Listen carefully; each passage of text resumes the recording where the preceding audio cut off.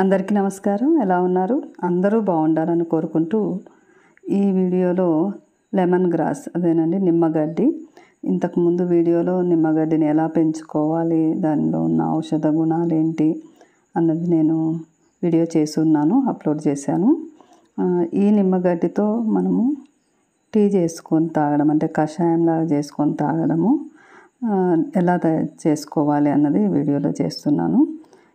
నేనైతే ఒక glass water తీసుకున్నాను, అంటే ఇద్దరికి కాబట్టి ఎంతమందికి చేసుకోవాలనుకుంటే దాని కొలత ప్రకారం ఎక్కువ కూడా చేసుకోవచ్చు.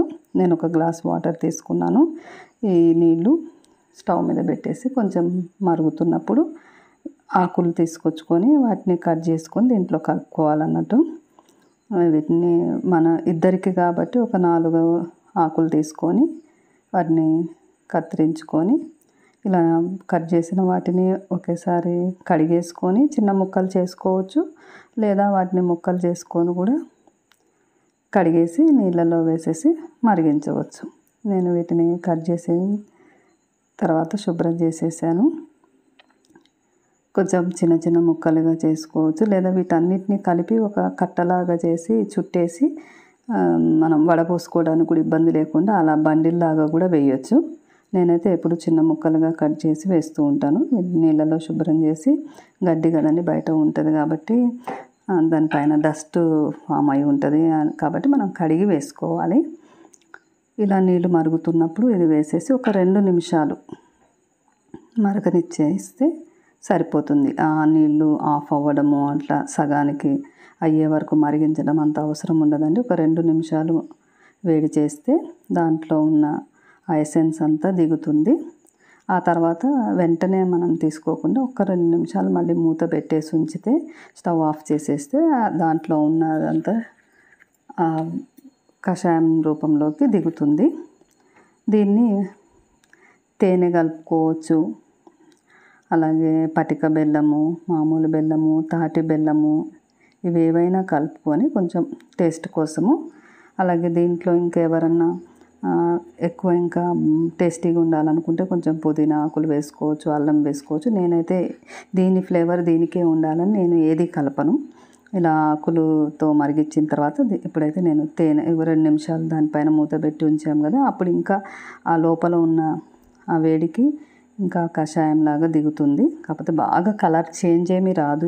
ఈ గడ్డి ఆకులు నుండి రసం అన్నది బాగా దిగదు, కానీ మంచి ఫ్లేవర్ ఉంటుందండి, చాలా బాగుంటుంది అరోమా. ఇప్పుడు నేనైతే తేనెతో తీసుకుంటున్నాను. దీన్ని వడబోసుకొని చిన్న చిన్న ముక్కలు కాబట్టి అవి పడకుండా వడబోసుకోవచ్చు.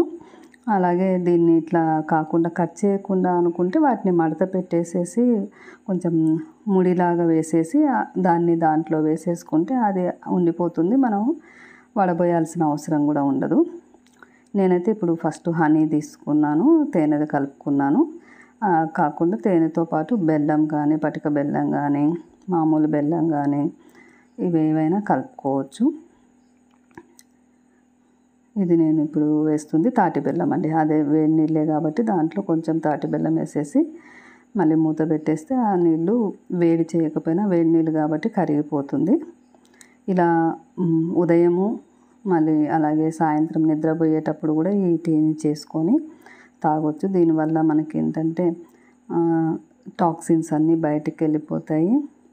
దీనిలో ఉన్న పోషకాలు ఏవైతే నేను ఇంతకుముందు వీడియోలో చెప్పానో ఆ పోషకాలన్నీ మనకు అందుతాయి. ఏదన్నా కొంచెం అలసిపోయినట్టు ఉన్నప్పుడు తాగినా కానీ నాకైతే చాలా ఫ్రెష్గా మంచిగా అనిపిస్తుంది, రిలాక్స్గా అనిపిస్తుంది.